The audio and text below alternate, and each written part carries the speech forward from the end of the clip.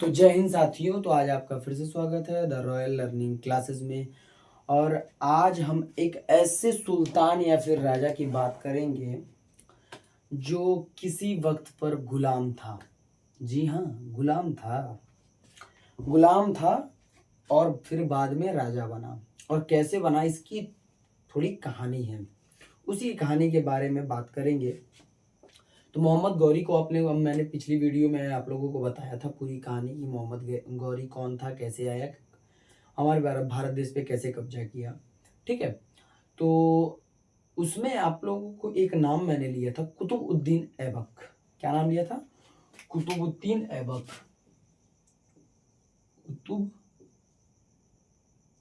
कुतुबुद्दीन ऐबक।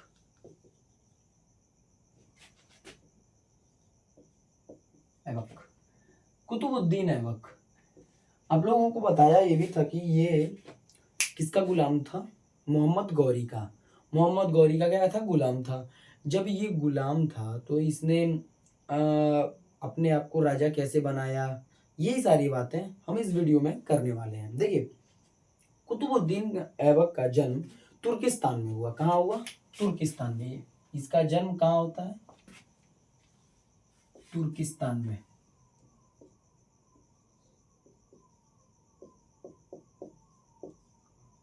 ये थोड़ा दूरी हो गया है।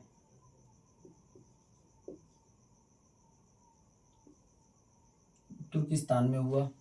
कब हुआ? लगभग 1150 में इसको बताया जाता है।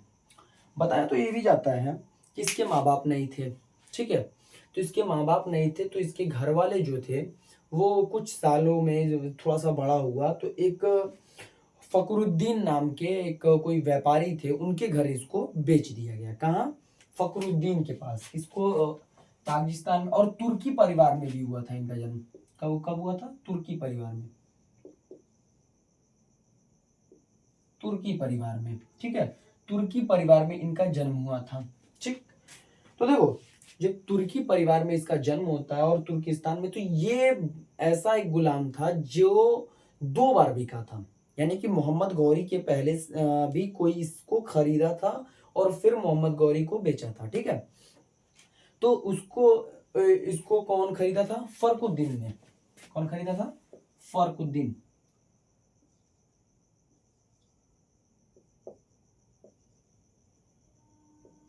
फरकुद्दीन। फरकुद्दीन नाम के कोई शासक, अरे मतलब सेठ थे, उनके क्या इनको बेच दिया गया।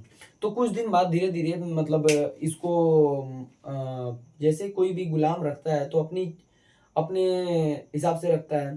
तो इससे जैसे फरकुद्दीन के कुछ बेटे थे तो उनके साथ ये घुड़सवारी करता था और तलवारबाजी करना, ये सारी चीजें मतलब काफी हद तक ये करता था। तो जब करता था तो ये फरकुद्दीन के बेटों से काफी तेज निकल गए। कौन? कुतुबुद्दीन ऐबक। और ठीक है। तो कुतुबुद्दीन ऐबक जब इनसे तेज निकल निकल गया तो इसने क्या किया, इसके बेटे थोड़ा मन ही मन क्या हुआ कि जलने लगे। तो कुछ दिन बाद होगी फरकुद्दीन की क्या होगी? फरकुद्दीन की मौत हो गई। जब मौत हो जाती है तो उसके बेटे क्या करते हैं, उसको उठाकर गजनी के बाजार में ले जाते हैं। कहाँ? गजनी के। कहाँ ले गए? गजनी। गजनी के बाजार में लेकर जाते हैं। गजनी के बाजार में ले जाके तो इसको यहाँ पे इसका नया मालिक मिलता है। कौन? मोहम्मद गौरी। कौन मिलता है? मोहम्मद गौरी। मोहम्मद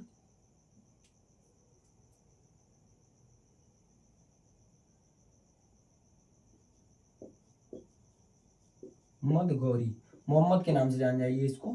ठीक है। तो मोहम्मद गौरी जब इसका नया मालिक मिलता है तो इसको वहां से गजनी के बाजार में कुछ रुपयों में या कुछ पैसों में खरीद लेता है। तो अब ये आ गया कहाँ पे? एक राजा के पास। और उस समय राजा गजनी का कौन था? मोहम्मद गौरी। जब मोहम्मद गौरी अब कहाँ से सेठ के पास से उठ के कहाँ आ गया? एक राजा के पास। जब राजा के पास आया तो एक कहानी छोटी सी है इसकी कि मोहम्मद गौरी अपने गुलामों में कोई खेल कराता है। कोई ऐसे ही खेल कराता है तो उसमें इनाम देता है। इनाम में बहुत सारे पैसे लुटाता है, देता है। तो पैसे देता है तो पता चलता है कि ये पैसे देता है तो उससे इसके जो इसने क्या किया कि जितने भी पैसे इसने इनाम में अपने जीते थे और इकट्ठा किए थे, इसने क्या किया था, सब लोगों ने तो अपने अपने रख लिए, लेकिन इसने गरीबों को, जो सैनिक पहरेदार वगैरह जो भी महल में काम करते हैं, उनको दे दिए।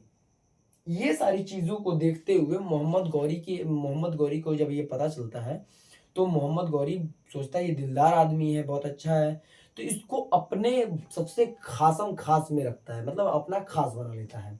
ऐसी कुछ कई कहानियां इसके पीछे है भी है, तो इसको खासम खास। और दूसरा खास होने का कारण दूसरा एक ये भी था कि मोहम्मद गौरी के साथ कुतुबुद्दीन तब से था जब वो भारत पर कई बार हमला कर चुका था, ठीक है। अफगानिस्तान में भी कई बार इसने लड़ाइयाँ लड़ी थी, ठीक है। तो और जब तराइन का युद्ध हुआ था, पहला और दूसरा, दूसरे में तो ये भारत में जीता था, पृथ्वीराज चौहान को मार दिया था, मैंने बताया भी था आप लोगों को पिछली वीडियो में। अगर नहीं पता है तो आप लोग जाके वो पिछली वीडियो देख सकते हैं, हमारे कमेंट सेक्शन में होगा, ठीक है। तो आप लोग जाकर उसको देख सकते हैं पिछली वीडियो में। तो मोहम्मद गौरी ने को ये काफी करीबी इसीलिए माना जाता था कि सारी लड़ाइयाँ और सारी चीजें ये देखता था, सारे कुछ यही करता था, ठीक है। तो ये तब साथ में ज्यादा टाइम से था, ज्यादा ज्यादा लड़ाइयाँ लड़ा, ज्यादा मतलब जो ज्यादा दिन से आपका कोई मित्र हो, सपोज दैट कोई मित्र है तो आपकी ज्यादा साथ रहा, तो आप उसके साथ ज्यादा रहेगा तो आपकी घनिष्ठता ज्यादा होगी, आपकी बातें ज्यादा पता होंगी, आपकी चीजें ज्यादा पता होंगी, ठीक है। तो अब क्या हुआ कि मोहम्मद गौरी, यहां से तो मान लो कि मोहम्मद गौरी के बारे में हम बस इतना ही कि ये सारी चीजें बहुत करीबी था, ठीक है। तो कुतुबुद्दीन ऐबक को मैंने ये भी बताया था कि मोहम्मद गौरी का कोई अपना वारिस नहीं था। मोहम्मद गौरी जब मरा तो उसका कोई अपने नाम पे कोई वारिस नहीं घोषित किया था कि ये मेरा आगे चल के राजा बनेगा, ठीक है। लेकिन उसके पहले जो दिल्ली था वहां का गवर्नर किसको बनाया था, कुतुबुद्दीन ऐबक को, ठीक है। और ये किसी को कोई लड़की थी उसको अपनी बेटी मानता था और उससे इसने शादी कर ली थी, शादी कर ली। अब इसने तो शादी कर ली थी तो उसको एवज में उठाकर क्या दे दिया था इसने, दिल्ली का वो दे दिया था, गवर्नर बना दिया था, ठीक है। दिल्ली का यूं कहें तो राजा भी बना दिया था। अब गवर्नर का मतलब राजा ही एक तरीके से मान लीजिए।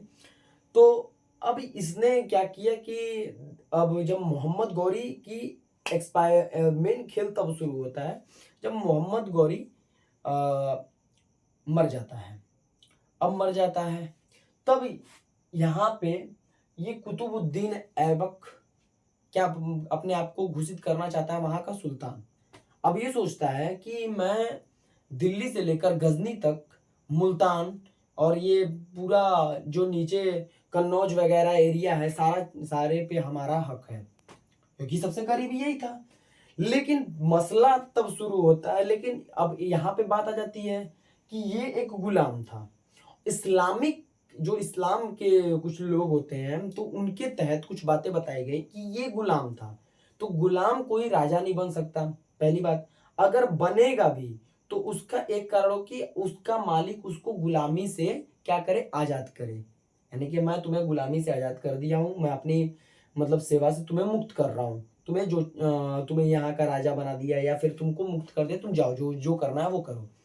तो ये मुक्ति नहीं मिली थी और मोहम्मद गौरी मर गया था, उसका कत्ल हो गया, ससुरा मर गया।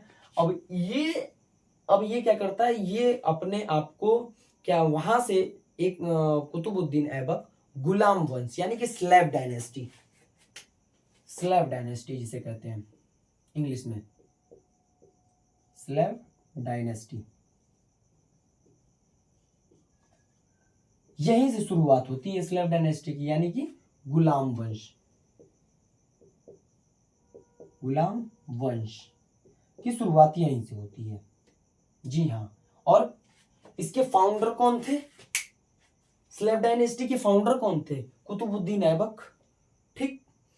और ये कब हुआ, जब वो मरा मोहम्मद गौरी, तो ये 1206 में मरा था, ठीक। और कुतुबुद्दीन ऐबक की एक और इंटरेस्टिंग बात बताता हूं।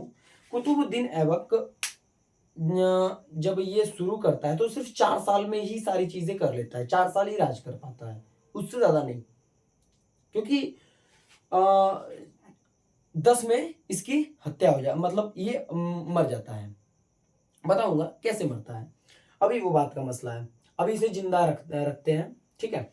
तो 1206 में ये मोहम्मद गौरी की मृत्यु भी हो जाती है, तो ये सारी चीजें खलबली पड़ जाए। अब ये क्यों नहीं गजनी पे और मुल्तान तक अपना साम्राज्य क्यों नहीं फैला पाता है, और इसको क्यों लाहौर को ही अपनी राजधानी बनाता है, इसका भी एक बहुत बड़ा कारण है। दिल्ली का दिल्ली की जो राजधानी होती है उसको ये अपनी राजधानी क्यों लाहौर बनाता है, इसकी बहुत बड़ी वजह है। अब वजह ये है कि देखो, ये तो जब मोहम्मद गौरी जी क्या करता था मोहम्मद गौरी कि अपने आप जब जिंदा था तो उसने क्या किया था कि इसको तब तक दिल्ली का गवर्नर तो बना ही दिया था।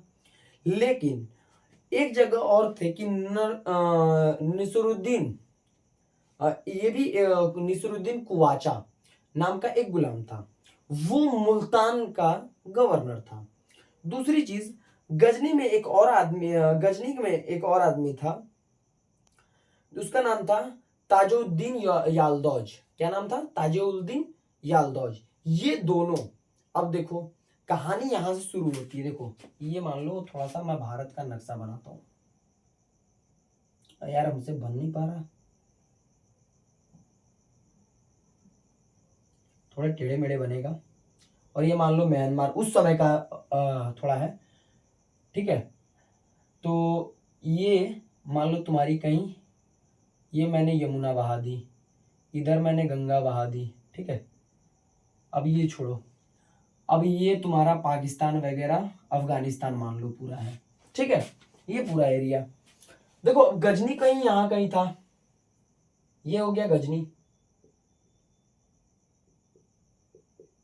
तो यहां पे किसने अपने आप को घोषित किया? ताजुद्दीन यालदौज। कौन? ताजुद्दीन यालदौज।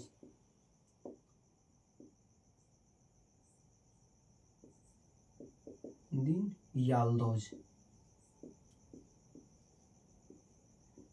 इन सब ने, और यहां पे कहीं मुल्तान था जो पाकिस्तान में आज की डेट में पड़ता है, ठीक है, मुल्तान।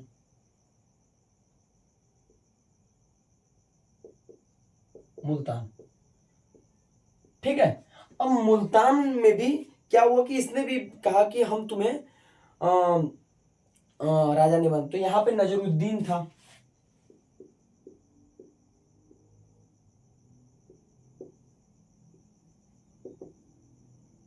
दिन कुआचा।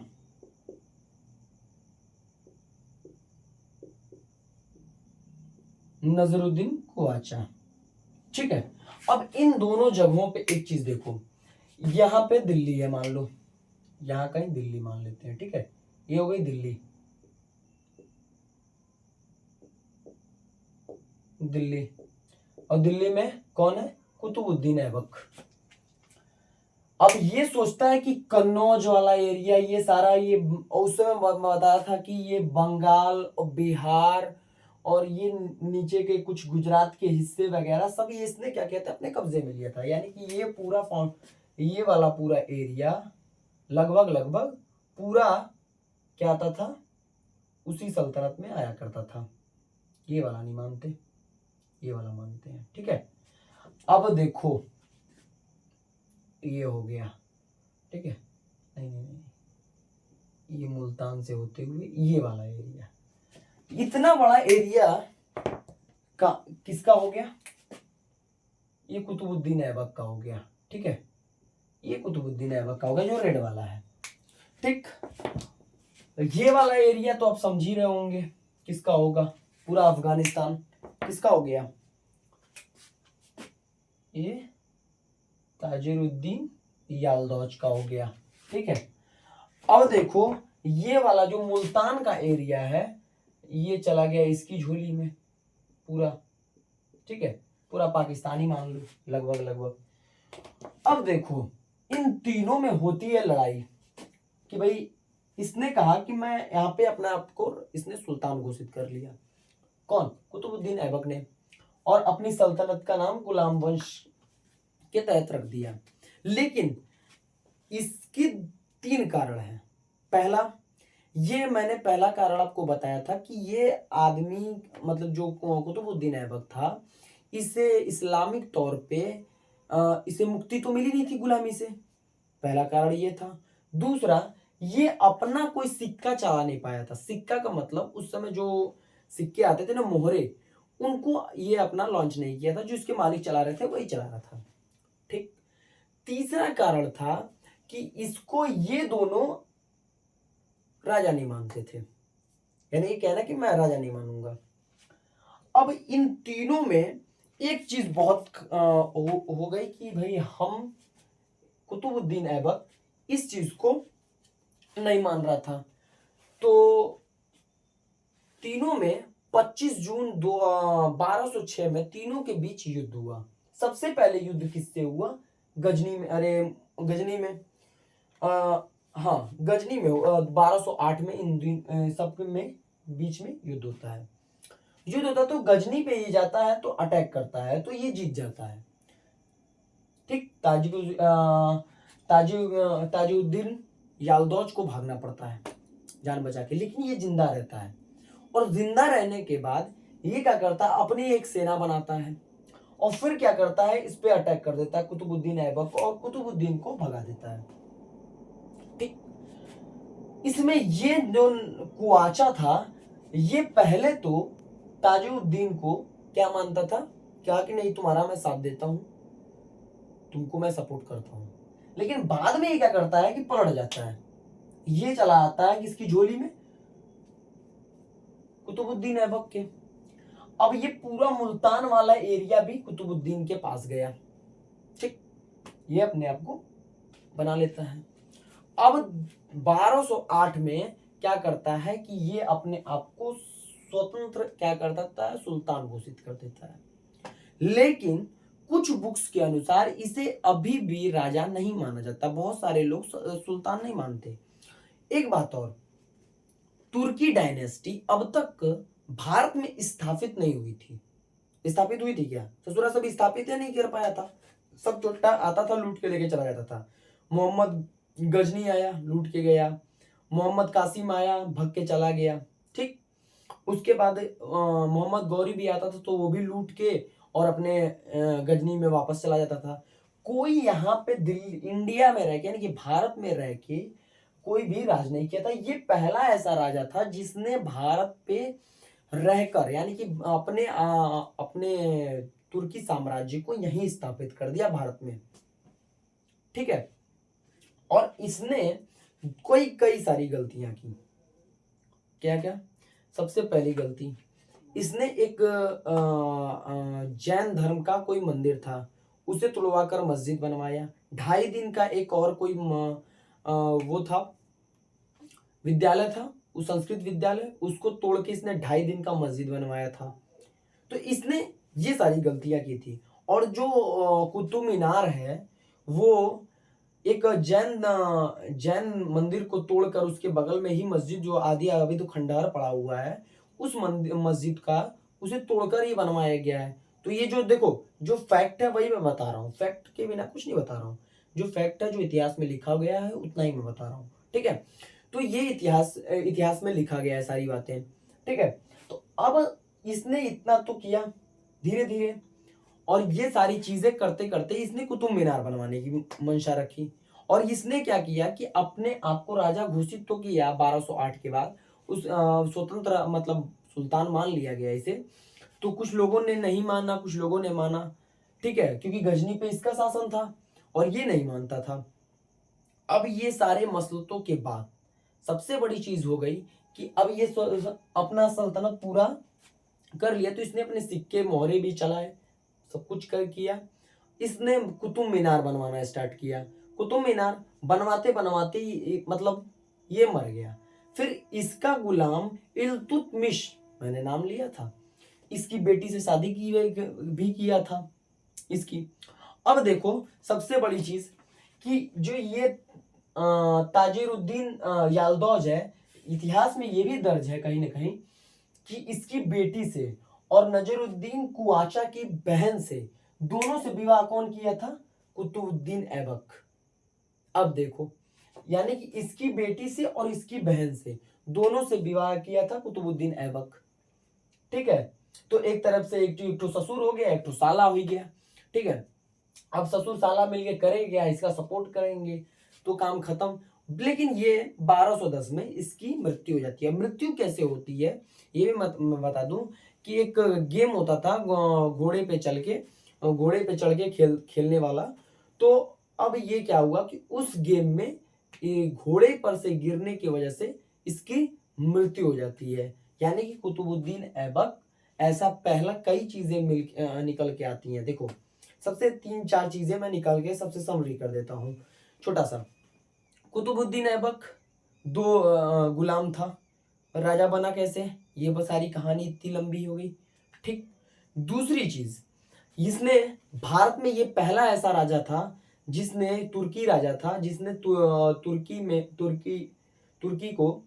तुर्की साम्राज्य को भारत में स्थापित किया था। ये पहला राजा था और इसने ही दिल्ली सल्तनत को की शुरुआत भी इसी ने की थी।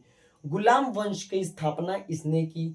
गुलाम जिसे हम स्लेव डायनेस्टी के नाम से इंग्लिश में जानते हैं। ठीक है, ये सारी चीजें किसने की? कुतुबुद्दीन ऐबक ने। कुतुब मीनार इसने ही बनवाना शुरू किया था, बनवाते बनवाते मर गया था, इल्तुतमिश ने उसे कंप्लीट कराया था। ठीक है, तो उसकी नींव किसने रखी थी? कुतुबुद्दीन ऐबक ने। ये सारी चीजें कुतुबुद्दीन ऐबक ने की थी। ठीक है, तो अगर कहीं कुछ छूटा हो, कहीं कुछ ऐसा लगे कि कुछ डाउट क्लियर ना हो, तो आप लोग कमेंट कर सकते हैं। ठीक है, और उसके बाद जय हिंद जय भारत।